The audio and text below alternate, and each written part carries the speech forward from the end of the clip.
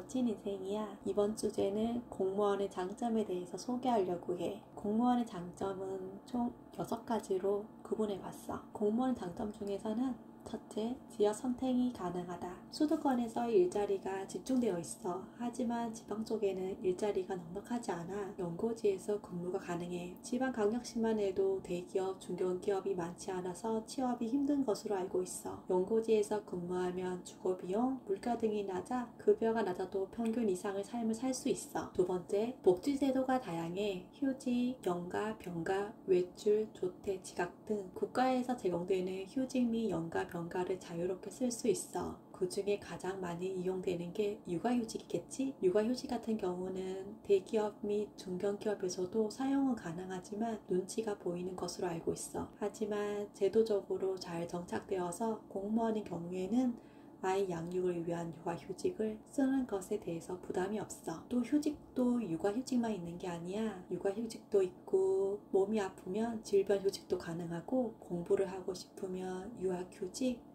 또 본인의 개발을 위해서 자기개발휴직 등 여러가지 제도가 있어. 이런 제도를 사용할 수 있는 게 공무원의 장점이겠지? 병가 같은 경우는 1년에 60일 사용 가능해. 또한 유급으로 지급되기 때문에 기본급은 받을 수 있어. 아파서 서러운데 치료도 못 받으면 그거는 좀 힘들겠지? 복지제도 중에 한 가지는 일반직 공무원이 시간선택제 공무원으로 전환하여 주 5일 근무 시간을 주 3일, 주 4일 아니면 시간을 변경해서 더 짧게 근무할 수 있어. 아이가 어린 경우에는 육아 시간을 사용하여 하루에 2시간 늦은 출근과 2시간 일찍 퇴근하는 것을 사용할 수 있어. 거기에 급여 또한 2시간 근무한 것으로 인정되니까 급여적으로는 손해보는 게 없어. 세 번째, 안정적인 정년 보장, 고용의 안정성. 공무원이라면 첫 번째로 주장하는 것이 정년 보장이겠지? 큰 잘못을 하지 않는 이상 고용에 불안은 없어. 60세까지 보장이 되지만 현재는 전년 연장이 된다는 소리를 많이 나온 것 같아.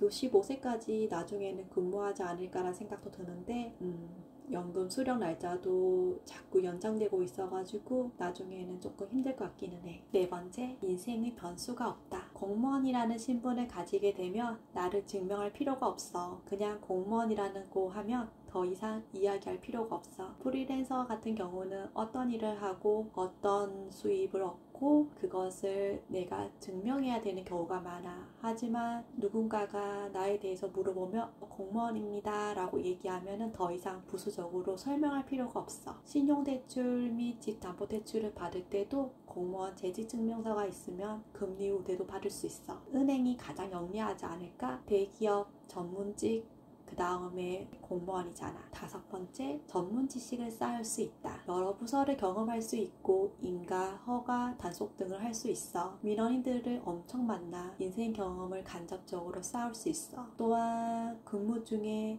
법률 적용을 해야 되기 때문에 내 인생에 도움이 돼. 인허가를 담당하게 되면 법률 조문 및 판례 연구도 할 수 있고 법을 잘 알 수가 있어. 간단한 법률 및 판례는 찾아서 답을 찾을 수 있어. 여섯 번째, 매달 급여가 나온다. 이것은 다른 직업이 그렇겠지만 정년까지 매달 급여가 나오기 때문에 계획적인 삶을 살 수 있어. 그 계획이 경제적 자유 쪽으로 향하면 급여를 활용하여 부동산, 주식 등 재테크를 할 수 있어. 꾸준히 자산을 늘릴 수도 있는 거지. 퇴사하지 않더라도 조금씩 준비하면 명예퇴직을 신청할 수도 있지만 명퇴보다는 시간선택제 공무원을 신청하여 근무 시간을 최소로 설정하며 제2의 인생을 준비하는 것은 어떨까? 경제적 자유가 퇴사는 아니니까. 오늘은 이 6가지 공무원의 장점에 대해서 한번 이야기해 보았어. 도움이 되었으면 구독 눌러줘요.